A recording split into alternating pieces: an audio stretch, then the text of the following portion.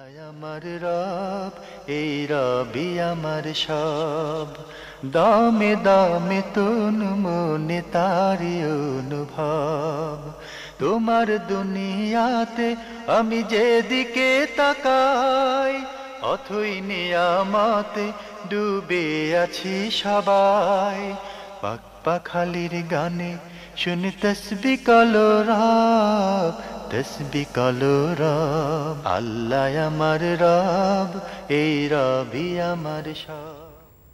আসসালামু আলাইকুম প্রিয় দর্শক, আপনারা যারা দেশে আছেন প্রবাসে, সবাইকে জানাই মাহে রমজানের শুভেচ্ছা।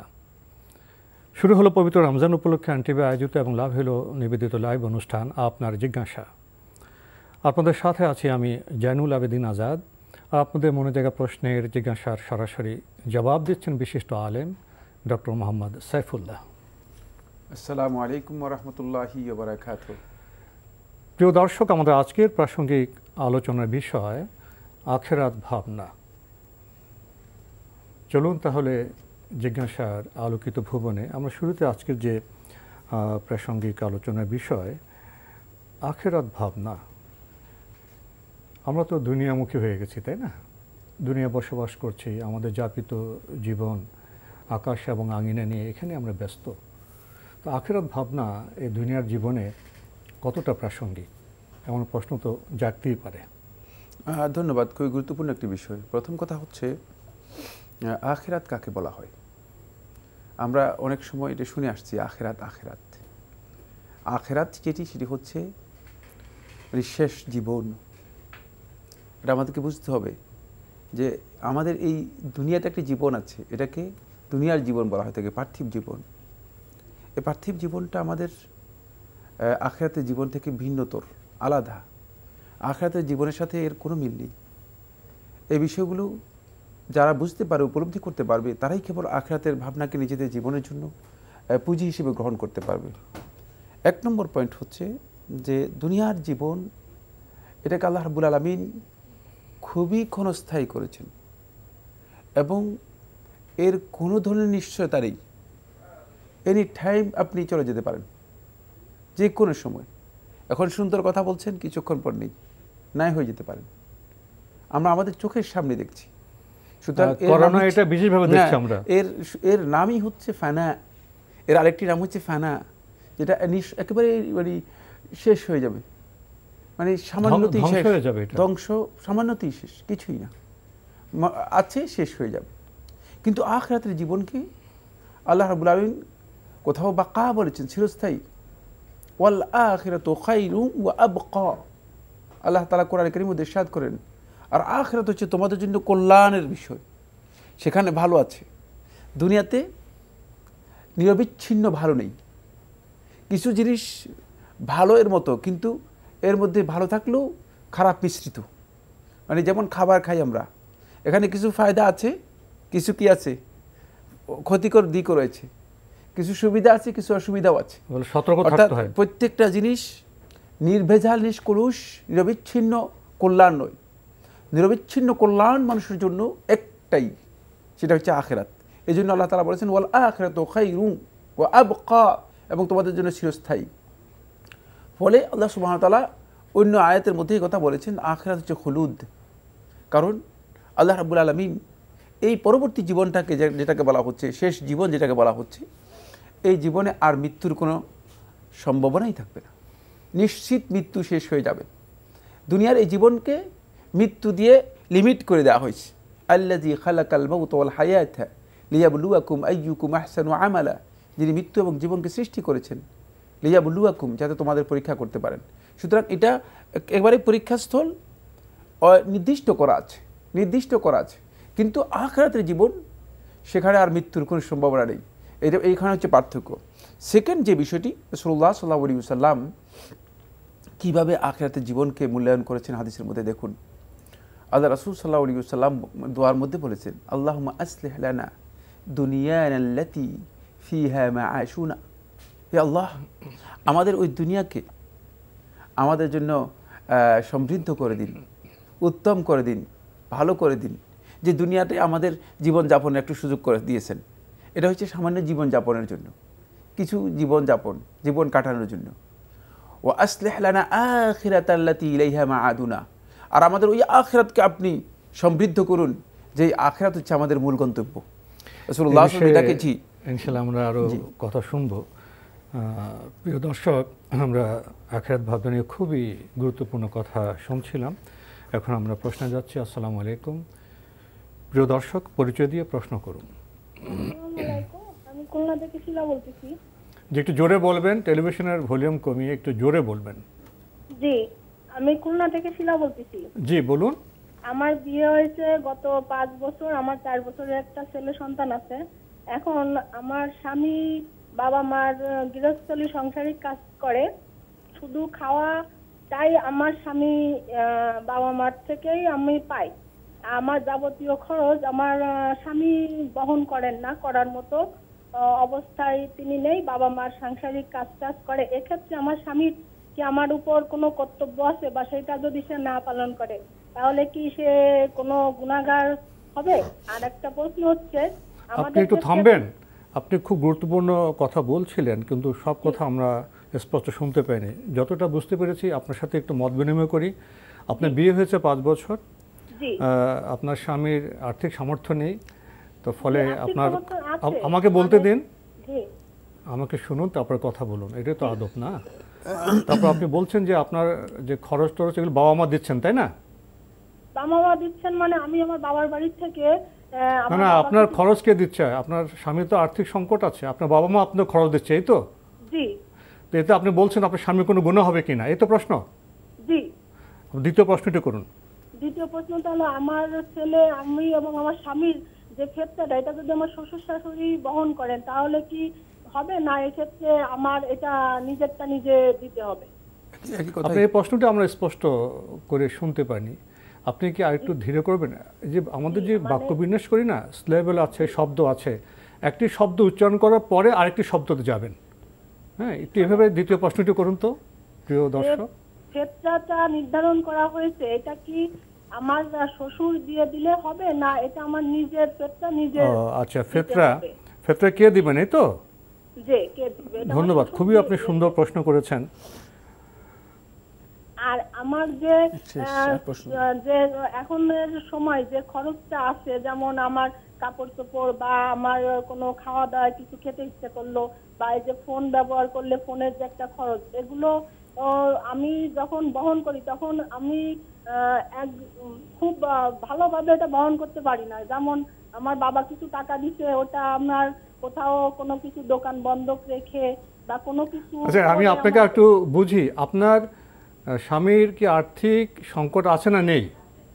না, আমার শ্বশুরের যথেষ্ট আর্থিক সচ্ছলতা আছে, কিন্তু সচ্ছলতা আপনাকে খরচ দেন না, এই তো? জি না, আমাকে দেন না উনি। যে ধন্যবাদ, আপনার বিষয়টা আমরা পেয়েছি। এই যে এই সমস্ত আপনাদের একান্ত ব্যক্তিগত বিষয়গুলো, এগুলো কি এখান থেকে জানার বিষয়? আপনার পারিবারিকভাবে এগুলি সমাধান করলে সুন্দর হতো না? যে আমাদের সাক্ষী রাখলেন, লক্ষ লক্ষ দর্শককে সাক্ষী রাখলেন, কোন প্রশ্ন করতে হয় কোনটি করতে হয় না, এটা স্পষ্ট। এই বিষয়ে আপনার মাসলাবদ আপনিও জানবেন, কিন্তু আপনার স্বামী সম্পর্কে, পরিবারের সদস্য সম্পর্কে সব ভাগে জানিয়ে দিলেন। এটি কি সুন্দর হয়েছে? একটু বিবেচনা করে দেখবেন। প্রথম প্রশ্নটি পেয়েছেন? আমি ওনার সব প্রশ্নগুলি পেয়েছি, ধন্যবাদ ওনাকে। আপনি যেটা বলেছেন সেটা আমি একমত, কারণ এখনও তো আপনার স্বামী, সুতরাং সেক্ষেত্রে আপনি এতটুকু ভদ্রতা এবং শালীনতা করা আপনার জন্য ওয়াজিব ছিল। সেটা হচ্ছে, যদি তার কোনো ত্রুটি থাকে, সেই ত্রুটির সমাধান করার পদ্ধতি আছে ইসলাম, সেই পদ্ধতিতে গেলে ভালো হতো। এই ধরনের প্রশ্ন মানে একটা ইন্টারন্যাশনাল মিডিয়াতে নিয়ে আসা, এগুলো ভুল কাজ।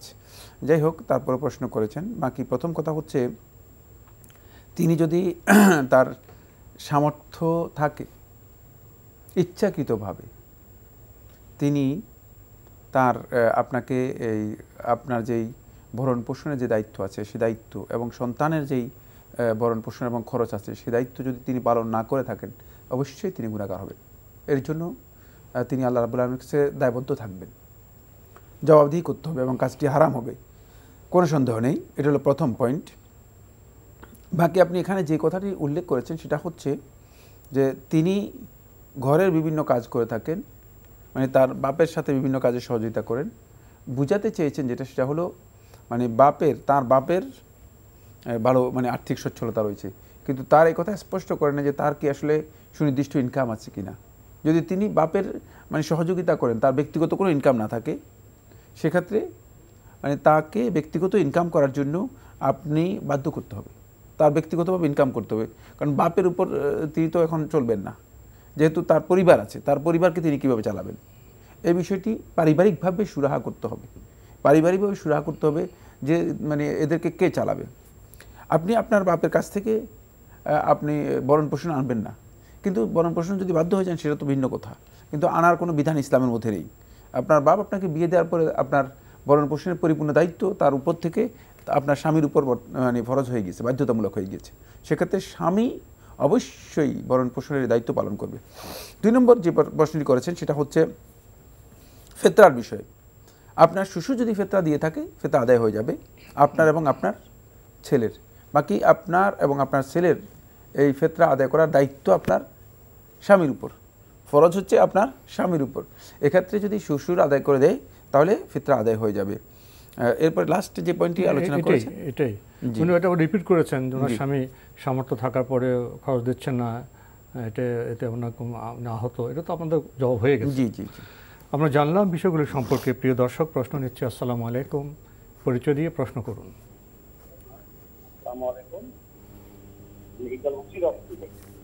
জি, আপনি একটু জোরে বলবেন, আপনাকে খুব ক্ষীণ শুনতে পাচ্ছি। আমার প্রশ্নটা হচ্ছে যে আমরা যে শব্দগত তালাশ করছি, আমি এই যে বুখারিতে বাংলা পড়েছিলাম আর কি, যে শবে কদরে তালাশে আয়েশা রাদিয়াল্লাহু তাআলা আমাদের নবীজিকে বলছেন যে আমরা যদি শবে কদর পাই তাহলে আমি কি করব। তো সেখানে আয়েশা রাদিয়াল্লাহু নবীজি আমাকে বলতেছেন যে তুমি আল্লাহর কাছে ক্ষমা চেয়ে নিবা। এটা বাংলাতে পেয়েছি আর কি। তো আমার প্রশ্নটা হচ্ছে যে আমরা যে শবে কদর যদি পাই তাহলে আমার অনুভূতিটা কেমন হবে, মানে আমি বুঝবো কিভাবে যে আমি শবে কদর পেলাম? হ্যাঁ, এটা বুঝার কোনো উপায় আছে কিনা ব্যক্তিগতভাবে? আমি যে সারা দিকে আমাদের বন্ধু করছি, মানে আপনি শবে কদর পেলে আপনার অনুভূতি কেমন হবে, এই তো প্রশ্ন? জি জি জি। আর কোনো প্রশ্ন আছে? জি, আরেকটা প্রশ্ন হচ্ছে যে মানে স্বামীর কোনো অনুমতি ছাড়া স্ত্রী নফল ইবাদত করতে পারবেন কিনা, রোজা করতে পারবেন কিনা, বা আদার্স কোনো মনে করেন যে ইবাদত করতে পারবেন? স্বামীর অনুমতি ছাড়া স্ত্রী নফল রোজা না? জি জি জি। ধন্যবাদ আপনাকে। প্রথম প্রশ্ন যে কদর রাত তো এলো, যদি এসে যায় আপনি পেলেন কি না, এর কি অনুভূতি হতে পারে? ধন্যবাদ। কদরের রাত যদি কোনো ব্যক্তি সত্যিকারভাবে মানে পেয়ে থাকেন, তার যে অনুভূতিটুকু আসবে সে অনুভূতি হচ্ছে তিনি আল্লাহ রাব্বুল আলামিনের কাছে দোয়া করার একটা তৌফিক পাবেন, দোয়া করার মতো একটা সুযোগ পাবেন, এবং তিনি বুঝবেন যে মানসিক প্রশান্তি তার আসবে, সাকিনা। যেহেতু এই রাতের মধ্যে আল্লাহ সুবহানাহু ওয়া তাআলা একদল ফেরেশতাকে জিবরিল আমিন আলাইহিস সালাতু ওয়াস সালামের নেতৃত্বে পৃথিবীতে প্রেরণ করেন। একটি সহিহ রাওয়ায়াতের মধ্যে এসেছে রাসূলুল্লাহ সাল্লাল্লাহু আলাইহি ওয়াসাল্লাম বলেছেন যে এদের সংখ্যা হচ্ছে আকসার মিন আদাদিল হাসাফিল আরদি, এই পৃথিবীর মধ্যে যে বালিকা ধূলিকণা আছে এর চেয়ে বেশি, মানে কোটি কোটি চেয়ে বেশি। বুঝতে পেরেছেন? মানে এই হাদিসটা অধিকাংশ আল হাদিসগণ সহিহ বলেছেন। তাহলে এদেরকে প্রেরণ করা হয় মানে এই শুধুমাত্র শান্তির এই মানে আল্লাহর পক্ষ থেকে এই একটা মানে নিয়ে আবহ নিয়ে আসে। ফলে তিনি এটা বুঝতে পারবেন, তার মানসিকভাবে এবং চেতনাগত দিক থেকে অন্তরে তিনি প্রশান্তি উপলব্ধি করতে পারবেন যে তিনি লাইলাতুল কদরের এই মর্যাদাটুকু লাভ করতে পেরেছেন, লাইলাতুল কদর উপলব্ধি করতে পেরেছেন। এটি আনুগত্যের সাথে জড়িত, এটি তাকওয়ার সাথে জড়িত, এটা বাহ্যিক কোনো এটাকে কী বলা হয় তাকে ডেকোরেশনের সাথে জড়িত নয়। বাহ্যিক কোনো ডেকোরেশন দিয়ে তিনি এটা বুঝবেন না। তো এই বিষয়টি অন্তরের মূল বিষয়, তিনি এই উপলব্ধি করতে পারবেন যে এই রাতে তিনি সত্যিকার আল্লাহ রাব্বুল আলামিনের কাছে ক্ষমা মাগফিরাত এর মানে শক্তি সামর্থ্য পাবেন, দোয়া করতে পারবেন, এবং ইবাদতের জন্য তিনি সত্যিকার তৌফিক আল্লাহ রাব্বুল আলামিনের পক্ষ থেকে লাভ করতে পারবেন। এটাই হচ্ছে এর ব্যক্তিগত অনুভূতি। জি, মানে আরেকটি প্রশ্ন করেছেন যে স্বামীর অনুমতি ছাড়া স্ত্রী কি নফল রোজা রাখতে পারবেন? না, স্ত্রীর জন্য নফল রোজা রাখতে হলে স্বামীকে অবশ্যই ইনফর্ম করতে হবে সেক্ষেত্রে স্বামীর অনুমতি বলতে স্বামী থেকে ইনফর্ম করেই তিনি নফল রোজা রাখবেন, জানিয়ে রাখবেন। জি, জানিয়ে রাখবেন। আমরা জানলাম বিষয়টি সম্পর্কে। প্রিয় দর্শক, প্রশ্ন নিচ্ছি। আসসালামু আলাইকুম, পরিচয় দিয়ে প্রশ্ন করুন। প্রশ্ন করতে পারবো আমি? যে আমরা আপনাকে শুনতে পাচ্ছি, আপনার পরিচয় দিয়ে প্রশ্ন করুন। জি, আমি চট্টগ্রাম থেকে বলছিলাম। একটু জোরে বলবেন।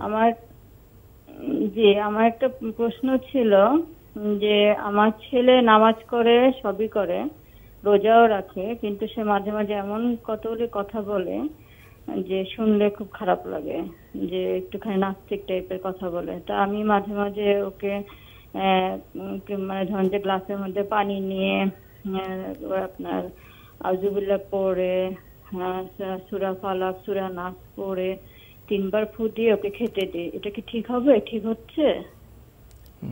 জি, আর কোনো প্রশ্ন আছে? জি, আমার আরেকটা প্রশ্ন হচ্ছে, অনেক সময় নামাজ পড়তে গেলে দেখা যাচ্ছে যে ফরজ নামাজের সময় 2 রাকাত পড়ার পরে আমি একদম তাশাহুদ, তারপর দোয়া সবকিছু পড়িয়ে টরে অনেক সময় সালাম ফিরিয়ে ফেলি। সেই ক্ষেত্রে আমি কি করব? আপনি সালাম তো নামাজ শেষ হলে আপনি ফিরাবেন, তো এখানে সমস্যা কি? জি না, নামাজ শেষে না, ধরেন যে 4 রাকাত নামাজের মাঝখানে বৈঠকে বসে আত্তাহিয়াতু, দুরূদ শরীফ এগুলো পড়ে 4 রাকাত বিশিষ্ট নামাজে 2 রাকাতের পর আপনি সালাম ফিরিয়ে ফেলেন, এই তো? জি জি জি, ধন্যবাদ আপনাকে। খুবই গুরুত্বপূর্ণ প্রশ্ন আপনি করেছেন। আপনি বলছেন যে আপনার ছেলে নামাজ রোজা সবই করে, আবার নাস্তিক টাইপের কথা বলে। এক্ষেত্রে আপনি কিছু সূরা পড়ে পানিতে ফু দিয়ে খেতে দিলে কি এটা ঠিক হবে? ধন্যবাদ। এটি যদি আপনি শেফায়ের উদ্দেশ্যে, মানে আরোগ্যের উদ্দেশ্যে যদি এই কাজটি করেন, সূরা ফাতিহা পড়ে অথবা সূরা নাস এবং ফালাক পড়ে তারপরে পানিতে ফু দিয়ে যদি আপনি তাকে পান করতে দেন শেফায়ের উদ্দেশ্যে, তাহলে এটা নাজায়েজ নয়, এটা খারাপ হবে না। কিন্তু মানে এ বিষয়ে এই কাজে হচ্ছে উত্তম কাজ রয়ে গিয়েছে, সেটা হচ্ছে এই সন্তানের জন্য আপনি দোয়া করবেন আল্লাহ তাআলার কাছে। এটা আপনার সবচেয়ে বেশি কবুল হবে, গ্রহণযোগ্য হবে আপনার এই মানে এই কাজ থেকে যেটি আপনি করছেন। শেফায়ের জন্য এটা করা আপনার জন্য জায়েজ আছে না জায়েজ নয়। বাকি আপনি দোয়া করবেন যেন আল্লাহ তাআলা তাকে হেদায়েত দিন, হেদায়েতের জন্য দোয়া করবেন। হতে পারে যে কোনো বিভ্রান্ত এই সাহচর্য পেয়ে গিয়েছে, সঙ্গী পেয়ে গিয়েছে, ফলে এরা হয়তো তাকে মিসগাইড করছে। এই জন্য এই প্রথমে তার জন্য দোয়া করবেন। সেকেন্ড, তার সাহচর্য যেটা আছে, সোহবত যেটা আছে, মানে যাদের সাথে সে মানে সঙ্গ দিচ্ছে, মেলামেশা করছে, বাহিরে কাদের সাথে সঙ্গ দিচ্ছে, সেটাকেও অবজারভেশনে আনতে হবে। অবজারভেশনে এনে চেঞ্জ করা দরকার আছে, কারণ এর মাধ্যমেই মূলত এই বয়সের শিশুরা, এই বয়সের ছেলেরা একেবারেই নিজেদের ধ্বংসের দিকে ঠেলে দেয়, সঙ্গদোষে। সুতরাং এটা খুব ভালো করে খেয়াল করতে হবে। এই জিনিসটি সংশোধন করার জন্য চেষ্টা করুন। এখন যদি ঠিক করতে না পারেন, পরবর্তীতে আর ঠিক করা হয়তো সম্ভব হবে না, খেয়াল রাখতে হবে। জি, আমরা জানলাম বিষয়টি সম্পর্কে। আরেকটি উনি প্রশ্ন করেছেন, 4 রাকাত বিশিষ্ট নামাজে 2 রাকাতের পরে উনি দরুদ পড়ে ভুলে সালাম ফিরিয়ে ফেলেছেন, সেক্ষেত্রে কি করবেন? যদি সালাম ফিরান, এরপরে যদি আপনার খেয়াল পড়ে যে 2 রাকাত পড়েছেন, আবার দাঁড়িয়ে যাবেন, দাঁড়িয়ে আর 2 রাকাত পড়বেন, তারপরে তাশাহুদ পড়ে সালাম ফিরাবেন। খুবই সহজ মাসআলা, কোনো ধরনের কিছুই করতে হবে না। আমাদের আজকের প্রাসঙ্গিক আলোচনার বিষয় আখিরাত ভাবনা। আসুন, আমার গুরুত্বপূর্ণ এই বিষয়ে আরও কিছু শুনে নেই আপনার কাছ থেকে। ধন্যবাদ। আমরা প্রথমে বলছিলাম, শেষের দিকে বলছিলাম যে কথাটি, সেটা হচ্ছে রাসূলুল্লাহ সাল্লাল্লাহু আলাইহি ওয়াসাল্লাম আখিরাতকে আমাদের যে গন্তব্য, এদিকে ইঙ্গিত করেছেন। কারণ আমরা অনেকটা সফরের মধ্যে রয়েছি। আমাদের এই জার্নি টু আখিরা, মানে আমাদের জার্নিটা হচ্ছে আখিরাতের দিকে। এই ইমানদার ব্যক্তি যতক্ষণ পর্যন্ত এই চেতনা উদ্বুদ্ধ না হবে, ততক্ষণ পর্যন্ত তিনি দুনিয়ার জীবন থেকে এবং দুনিয়ার জীবনের অসারতা নিজে উপলব্ধি করতে পারবেন না, দুনিয়ার জীবন থেকে নিজেকে আলাদা করতে পারবেন না। এরপরে যে পয়েন্টটি আলোচনা করব সেটা আরও গুরুত্বপূর্ণ। সেটা হচ্ছে আল্লাহ সুবহানাহু ওয়া তাআলা আল্লাহর নেক বান্দা এবং ভালো বান্দাদের, যাদেরকে আল্লাহ রাব্বুল আলামিন মনোনীত করেছেন, নির্বাচিত করেছেন, যারা নৈকট্য লাভ করেছে, তাদেরকে আল্লাহ রাব্বুল আলামিন বিশেষ একটা বৈশিষ্ট্য মণ্ডিত করেছেন। সেই বিশেষ বৈশিষ্ট্যটাই হচ্ছে এইটাই। আল্লাহ তাআলা কোরআনে কারীম সূরা সাদের 46 নম্বর আয়াতের মধ্যে বলেন, ইন্না আখলাসনাহুম বিখালিসাতিন যিকরাদ-দার, যে আমি, আল্লাহ তাআলা বলছেন, আমি তাদেরকে বিশেষ একটা বৈশিষ্ট্য দিয়ে মর্যাদাপূর্ণ করেছি। সেটা হচ্ছে যিকরাদ-দার, আখিরাতের স্মরণ, আখিরাতের জিকির। আমরা তো দুনিয়ার অনেক জিকিরের কথা শুনলাম, আমরা সবাই জিকিরের কথা শুনি, কিন্তু আখিরাতের জিকিরের কথা আমরা কখনো শুনি না, কেউ বলে না। এটা আল্লাহ রাব্বুল আলামিন কোরআনের মধ্যে বলে দিয়েছেন, যিকরাদ দার, আখিরাতের কথা স্মরণ করা। এতে তাফসীরের মধ্যে হাফিজ ইবনে কাসির দিমাশকি রাহমাতুল্লাহ আলাইহি তার তাফসীরের মধ্যে উল্লেখ করেন, তিনি বলেন যে বিআই ইয়াযকুরুদ দারাল আখিরা, তারা আখিরাতের জীবনটাকে স্মরণ করবে, বেশি বেশি করে আখিরাতের জীবনকে স্মরণ করবে। ওয়ায়াতাহাবু বিহা আও লাহা, যে এর জন্য তারা প্রস্তুতি নিবে। তাদের স্মরণটা এই শুধু স্মরণ করলে চলবে না। আমরা তো অনেক সময় স্মরণ করি, কি স্মরণ? সেটা হচ্ছে জপি। জপা এটা জিকির নয়, জপা হচ্ছে শুধুমাত্র উচ্চারণ করা, জপাকে জিকির বলা হয় না। জিকিরের মধ্যে স্মরণ থাকবে, যেই স্মরণটুকু আপনি অন্তর দিয়ে মানে ঘোষণা করতেছেন সেটাই থাকতে হবে, মুখে উচ্চারণ করার নাম জিকির নয়। শুধুমাত্র জিকিরের সাথে অন্তরের সম্পর্ক থাকতে হবে। ওয়ায়াতাহাবু লাহা, এবং এর জন্য প্রস্তুতি নেবে। এরপরে ওয়ায়ুরাগিবু ফিহা, এবং এখানে এর প্রতি তারা লোকদেরকে উদ্বুদ্ধ করবে। আখিরাতের জন্য প্রস্তুতি নিয়ে যখন আখিরাতকে স্মরণ করবে, তখনই সে ব্যক্তি আখিরাতকে মূল্যায়ন করতে পারবে। এই কারণে রাসূলুল্লাহ সাল্লাল্লাহু আলাইহি ওয়াসাল্লাম হাদিসের মধ্যে বলেছেন যে আমাদেরকে কবর জিয়ারত করতে, না আখিরাত স্মরণ করার জন্য কবর জিয়ারত করতে বলা হয়েছে। কিন্তু আমরা দেখা যায় কবর জিয়ারত করি, আমরা মনে করি যে কবরবাসীর ফায়দার জন্য। আমরা পুরাই কবর জিয়ারতের সেন্সটাকে, অবজেক্টটাকে আলাদা করে দিয়েছি, মানে পুরাই উল্টাই দিয়েছি। আমাদের ধারণা হচ্ছে যে এর মাধ্যমে আমি কবরবাসীর অনেক বেশি ফজিলত করে ফেলতেছি। কবরবাসীর জন্য আপনি দোয়া, যেখানে পৃথিবীর যেই ভূখণ্ডে থাকেন, ঘরের মধ্যে থাকেন, প্রকোষ্ঠের মধ্যে থাকেন, জেলখানায় থাকেন, সেখান থেকে দোয়া করেন, তাদের কাছে তাদের দোয়া আল্লাহ রাব্বুল আলামিন তাদের জন্য পৌঁছিয়ে দেবেন। কিন্তু আপনাকে কবর জিয়ারত করতে বলা হয়েছে কেন? যাতে করে আখিরাতকে স্মরণ করতে পারেন। 4 নম্বর যে পয়েন্টটি খুব সংক্ষেপে বলতে চাই, এটা আল্লাহ সুবহানাহু ওয়া তাআলা কোরআন কারীমের মধ্যে ইরশাদ করেন, ওয়ামা হাযিহিল হায়াতুদ দুনিয়া ইল্লা লাহু ওয়া লাইব। দুনিয়ার জীবনটাকে আল্লাহ তাআলা উদাহরণ দিয়েছেন যে এই দুনিয়ার জীবন তো শুধুমাত্র তামাশা আর খেলার মতো। মানে হঠাৎ করে একটা খেলা যখন চালু করে দেয়, টুর্নামেন্ট চালু হয়ে যায়, মানে টুর্নামেন্ট কতক্ষণ পর্যন্ত চলবে? কতক্ষণ পর্যন্ত আপনি যদি সারা জীবনের জন্য টুর্নামেন্ট হয়, সেই টুর্নামেন্টের কোনো ভ্যালু থাকবে না, কেউ আর সেদিকে যাবে না, কেউ তাকাবে না। তামাশা সারা জীবনের জন্য হয় না, এই জন্য এটাকে মানে সময়টাকে এরকম করে দিয়েছে। দেখেন না, মানে যাদের যৌবন ছিল তাদের যৌবন চলে গিয়েছে, এরপরে আর তেমন কোনো কি নেই, তেমন কোনো জৌলুস নেই, তেমন কোনো ডেকোরেশন নেই, তেমন কোনো হইহুল্লোড় নেই, সবটা বৃদ্ধ হয়ে গেছে, আস্তে করে সবই শেষ হয়ে যাচ্ছে জীবনটা। এই যে বিষয়গুলো, এটা বুঝতে হবে লাহু ওয়া লাইব, আল্লাহ তাআলা কীভাবে উদাহরণ দিয়েছেন, তামাশার মতো, এটা খেলাধুলার মতো। এরপরে বলতেছেন ওয়া ইন্নাদ দারাল আখিরাতা লাহিয়াল হায়াওয়ান হায়াওয়ান লাউ কানু ইয়ালামুন। আর আখিরাতের জীবনটা হচ্ছে লাহিয়াল হায়াওয়ান, এটা হচ্ছে প্রকৃত জীবন। লাউ কানু ইয়ালামুন, যদি তারা মানে জ্ঞান রাখতো। এই আয়াতের তাফসীর দুইটা হতে পারে। একটা হচ্ছে যদি বিজ্ঞান সম্পর্কে তাদের প্রকৃত ধারণা থাকতো, তাহলে তারা এই বিষয়টা বের করে নিয়ে আসতে পারতো। এটা আরেকটা তাফসীর হচ্ছে যদি তারা পরিণতি সম্পর্কে জ্ঞান রাখতো, তাহলে তারা বুঝতে পারতো যে তাদের প্রকৃত জীবনটা হচ্ছে আখিরাতের। পরিণতির ব্যাপারে আহলে তাফসীরগণ বলেন যে এখানে 3টি জিনিস আখিরাতের নোট করে দেওয়া হয়েছে। লা মাউতুন ফি, এই আখিরাতের মধ্যে মৃত্যুকে নিষেধ করে দেওয়া হয়েছে। কারণ আপনি যখন মৃত্যুর ব্যাপারটা আপনি কনফার্ম হয়ে গেলেন, তখন তো আপনি মানে জীবনের অর্ধেক মানে আনন্দ পেয়ে গেলেন। যদি এখন কাউকে আমরা ঘোষণা করে দিয়ে যাই আপনার মৃত্যু হবে না, তাহলে অবস্থাটা কী হবে? এটা মানে কোনো ব্যক্তির সম্পর্কে বললাম না, জেলখানায় যে একজন ব্যক্তি যার মৃত্যুদণ্ড, তাকে মৃত্যুদণ্ডের জন্য এখন ঘোষণা করা হয়েছে যে মানে এই 2 মিনিট পরে তার মৃত্যুদণ্ড কার্যকরী হবে। 1 মিনিট আগেই তাকে বলে দেওয়া হয়েছে তোমার মৃত্যুদণ্ড মওকুফ করে দেওয়া হয়েছে। অবস্থাটা কী হবে? অবস্থাটা কী হবে? সে কী অনুভূতি তার মধ্যে আসবে? এটাই হচ্ছে মানে আখিরাতের জীবনের মূল চেতনা। দ্বিতীয় হচ্ছে ওয়ালা খাউফুন আলাইহিম, তাদের কোনো জিনিস নিয়ামত পাওয়ার পরে আর ভয় থাকবে না। এই নিয়ামত চিরস্থায়ী পেয়ে গিয়েছে। এখন তো আপনি যদি কিছু টাকা পান, চুরি হয়ে যাওয়ার ভয় আছে। যদি চুরি না হয়, মানে খরচ করলে শেষ হয়ে যাওয়ার ভয় আছে, মানে ভয়ের শেষ নেই। তারপরে ওয়ালা হুম ইয়াহসানুন, তারা তাদের কাজের জন্য কোনোদিন দুশ্চিন্তায় আসবে না, তাদের কাজগুলো সবগুলো দুশ্চিন্তা মুক্ত হয়ে যাবে। জি, আমরা খুবই গুরুত্বপূর্ণ কথা শুনছিলাম প্রিয় দর্শক আখিরাত ভাবনায়। আমরা এখন প্রশ্ন নেব। আসসালামু আলাইকুম, পরিচয় দিয়ে প্রশ্ন করুন। জি, হ্যালো, আসসালামু আলাইকুম। ওয়ালাইকুম আসসালাম, আপনাকে শুনতে পাচ্ছি, পরিচয় দিয়ে প্রশ্ন করুন। আমি ঢাকা থেকে বলছি, নাসরিন। আমার একটা প্রশ্ন, আমার একটা সঞ্চয়পত্র আছে 3 লক্ষ টাকার। এই সঞ্চয়পত্রটা 5 বছর পরে মেয়াদ পূর্ণ হবে।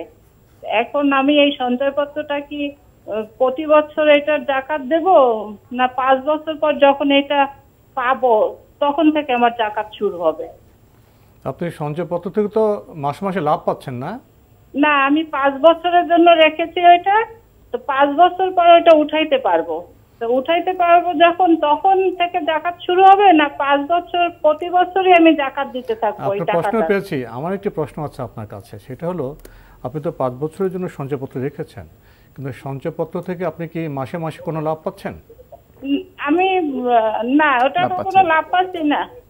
লাভ লাভ পাচ্ছেন না? পাচ্ছি না, ওটা আমাকে 5 বছরের জন্যই আচ্ছা, ঠিক আছে, রাখা ঠিক লাগছে। আছে। ওইটা 5 বছর পর উঠাবো না। জি, ধন্যবাদ আপনাকে। আর কোনো প্রশ্ন আছে?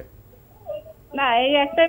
ধন্যবাদ আপনাকে। প্রশ্ন তো পেয়েছেন। হ্যাঁ, প্রশ্ন পেয়েছি। 5 বছর পর যদি আপনি উঠান, উঠানোর সাথে সাথেই আপনি আপনার মূলধন, আসল এবং লাভ দুটাকে যোগ করে পরিপূর্ণ টাকার আপনি একসাথেই জাকাত আদায় করবেন, একসাথেই জাকাত আদায় করে দিতে হবে। আমরা জানলাম বিষয়টি সম্পর্কে। প্রিয় দর্শক, প্রশ্ন নিচ্ছি। আসসালামু আলাইকুম, পরিচয় দিয়ে প্রশ্ন করুন।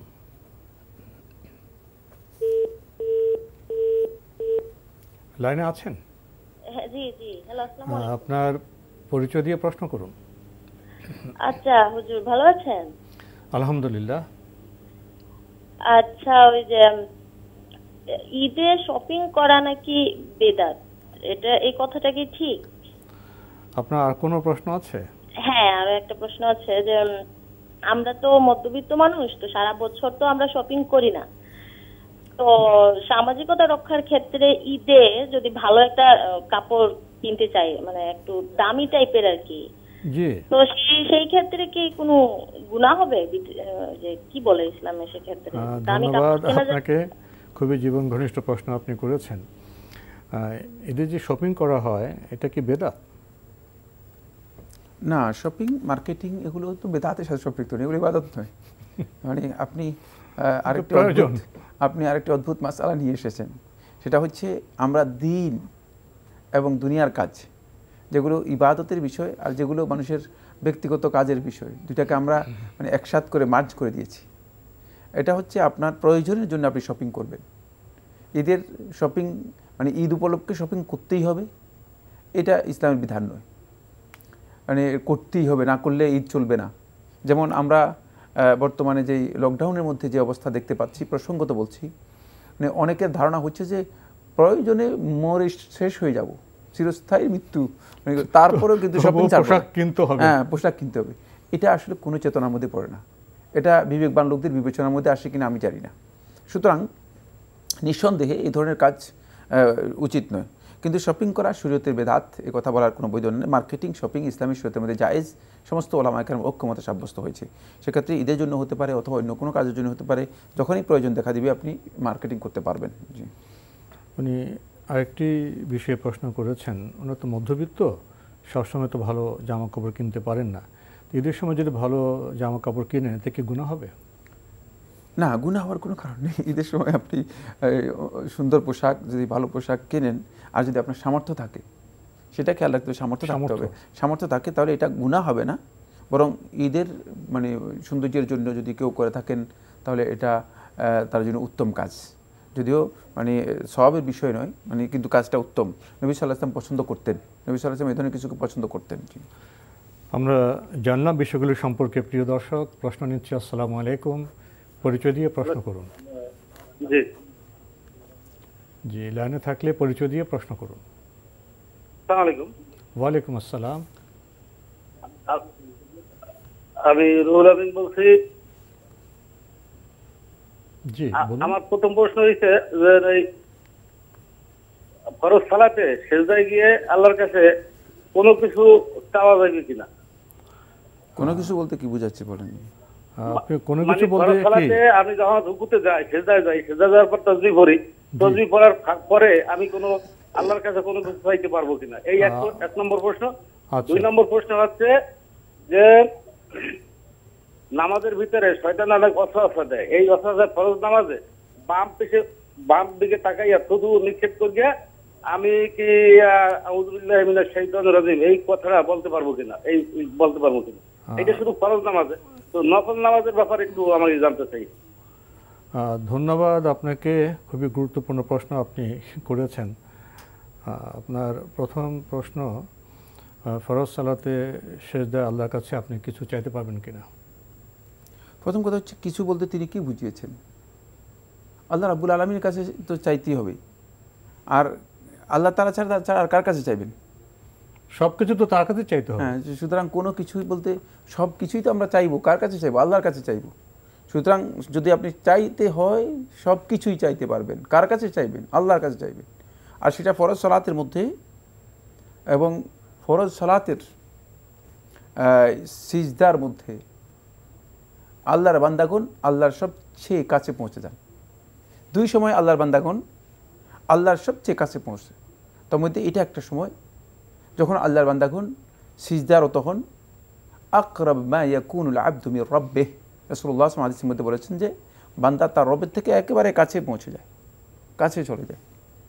আরেকটা হচ্ছে সালাতুল লাইল, রাতের নামাজের মধ্যে বান্দাগণ আল্লাহ রাব্বুল আলামিন একেবারে কাছে পৌঁছে যান। সুতরাং এই যে এই সময় আপনি আল্লাহ তাআলার কাছে চাইতে পারবেন না, এই কথা বলাই তো প্রশ্নে আসে না। যে সময় চাওয়ার কথা সে সময় চাইবেন না কেন? এই সময় সকল প্রকার দোয়া করা যায়, সকল প্রকার দোয়া করা যায়। আরেকটি প্রশ্ন করেছেন, সালাতের সময় অনেক সময় শয়তানের ওয়াসওয়াসা হয়, সেই সময় উনি কি বাম দিকে থুতু ফেলতে পারবেন? আর এটা কি ফরজ নফল সব নামাজে পারবেন? থুতু ফেলা নয়, বাম দিকে থু করা আর থুতু ফেলা এক জিনিস নয়। থুতু এর সাথে বাতাস বের হবে শুধুমাত্র, কিন্তু থুতু ফেলবে না। 3 বার করবেন বাম দিকে আউযুবিল্লাহি মিনাশ শাইতানির রাজিম, আউযুবিল্লাহ, শুধু আউযুবিল্লাহ বলে। এটি ফরজ নফল সকল নামাজের মধ্যে বৈধ। আমরা জানলাম বিষয়টি সম্পর্কে। প্রিয় দর্শক, প্রশ্ন নিচ্ছি। আসসালামু আলাইকুম, পরিচয় দিয়ে প্রশ্ন করুন। আসসালামু আলাইকুম। ওয়ালাইকুম আসসালাম। আমি রনি বলছি নওগাঁ থেকে। আর একটু জোরে বলেন। আমি নওগাঁ থেকে রনি বলছি। জি বলুন। আমার প্রশ্ন, আমার কাজিন, হ্যাঁ, ওনার বয়স 30-32 হবে। তো ওনার চুল এবং দাড়ি এগুলো সাদা হয়ে গেছে। তো এই জন্য তিনি বিয়ে করতে পারছেন না। আসলে বিয়েটা একটা ফ্যাক্ট হয়ে গেছে। সেক্ষেত্রে উনি বিয়ে করতে পারছেন না? হ্যাঁ। জি। সেক্ষেত্রে সে বর্তমান অবস্থাতে তিনি কালার করেন, এটা লাল কালার। হ্যাঁ, তো বিয়ে করার জন্য সে এখন কালো বা কালো জাতীয় যেটা গ্রে, এটা করতে চাচ্ছেন। তো অন্যান্য আলেম বলছেন, একজন আলেম বলছেন যে স্ত্রীকে খুশি করার জন্য নাকি অল্প বয়সে কালো করা যায়। উনি বলছেন যে এটা কোনো সাহাবী করতেন। তো বলছেন যে নবী যেখানে নিষেধ করতে সেখানে কালো রং বা এরকম কোনো জাতীয় ব্যবহার করা যাবে না। তো এখানে আমার কাজিন কি আসলে কালো করে বা কোনো গ্রে কালার করে কি বিয়ে করতে পারবে? ধন্যবাদ আপনাকে। আর কোনো প্রশ্ন আছে? না, কোনো প্রশ্ন নেই। প্রশ্ন পেয়েছেন তো? প্রশ্ন পেয়েছি, খুবই স্পষ্ট প্রশ্ন করেছেন। নবী সাল্লাল্লাহু আলাইহি ওয়াসাল্লাম যেটা নিষেধ করেছেন এই ধরনের কোনো শব্দ আসেনি। খুব ভালো করে খেয়াল করতে হবে। নবী সাল্লাল্লাহু আলাইহি ওয়াসাল্লামের ইনস্ট্রাকশন যেটা সেটা হলো জান্নিবুস সাওয়াদ, কালোকে পরিহার করো। এখান থেকে বোঝা যাচ্ছে যে এটা আল্লাহর সাথে নির্দেশনা, নির্দেশ বা নিষেধ নয়। কেউ যদি রাসূলুল্লাহ সাল্লাল্লাহু আলাইহি ওয়াসাল্লাম বক্তব্য না বুঝেন, তিনি অপব্যাখ্যা দিয়েছেন। এই মাসআলার মধ্যে আলেমদের 4টি বক্তব্য রয়েছে, দীর্ঘ আলোচনা রয়েছে। আজকের নয়, আজকের থেকে আরম্ভ করে কয়েকদিন আলোচনা করলে মূল বক্তব্য শেষ হবে না। সুতরাং মোদ্দা কথা যেটা সেটা হচ্ছে এই ক্ষেত্রে তিনি কালো জাতীয় যে কোনো ধরনের কালার করতে পারবেন, শুধুমাত্র কালোকে পরিহার করবেন। যেটা ব্ল্যাক, পরিপূর্ণ ব্ল্যাক, সেটা বাদ দিলেই হলো। জি, কালোর কাছাকাছি পারবেন। জি জি, কালসে এবং আবু বকর রাদিয়াল্লাহু আনহু করতেন, এই মর্মে রেওয়ায়াত সাব্যস্ত হয়েছে। জি, আমরা জানলাম বিষয়টি সম্পর্কে। প্রিয় দর্শক, প্রশ্ন নিচ্ছি। আসসালামু আলাইকুম, পরিচয় দিয়ে প্রশ্ন করুন। লাইনে আছেন? জি, হ্যালো। আপনার পরিচয় দিয়ে প্রশ্ন করুন। হ্যালো, আমরা আপনাকে শুনতে পাচ্ছি, আপনি স্পষ্ট করে একটু জোরে পরিচয় দিয়ে প্রশ্ন করুন। আসসালামু আলাইকুম। ওয়ালাইকুম আসসালাম। আমি একটা প্রশ্ন করতে চাচ্ছি। আমি ঢাকা থেকে বলছি, আমি নামটা বললাম না। জি। আমার প্রশ্নটা হচ্ছে, আমি বলতে চাচ্ছিলাম যে সঞ্চয়পত্র যে আমরা কিনে রাখি, আমি মনে করেন একটা 2 লাখ টাকা একটা সঞ্চয়পত্র কিনলাম, তো এটা আমি 5 বছর পরে পাবো। তো এটার যে আমাকে কিছু ওরা ইন্টারেস্ট দিবে বা আমার এটা কিছু লাভ দিবে, তো এটা কি আমি নিতে পারবো কিনা, এটা একটা প্রশ্ন। আরেকটা প্রশ্ন আছে আমার। আরেকটা প্রশ্ন হচ্ছে, আমি জানতে চাচ্ছি যে আমি একবার অসুস্থ হয়ে গেছিলাম, একটা কঠিন অসুখ হয়েছিল। তো সেই বছর আমি রোজা রাখতে পারি নাই। আর আমার তখন সবাই বলতেছিল যে হয়তো আমাকে আল্লাহ আমাকে ফিরিয়ে নিয়ে আসছে। তো অসুখটা খারাপ ছিল, তো আল্লাহর রহমতে আমি এখন ভালো। কিন্তু আমি তখন রোজা রাখি নাই, আমার রোজাটা একজনকে রাখায় ফেলছিলাম। তো আপনার রোজা কেউ রেখেছে? জি জি রেখেছে। আমি একজনকে 5,000 টাকা দিয়েছিলাম, সে 1 মাস রোজা রেখেছে। জি জি রোজা রেখেছে। জি। তো এখন আমাকে এখন সবাই বলতেছে যে তুমি যে এখন সুস্থ হয়েছো, তোমাকে এখন রোজাগুলো করে ফেলতে হবে। তা আমি এখন কি করব? আমি অলরেডি 20টা রোজা রাখছি। আমি কাউকে পাচ্ছিলাম না উত্তরটা জানার জন্য। তো এখন আমি এখন কি করব?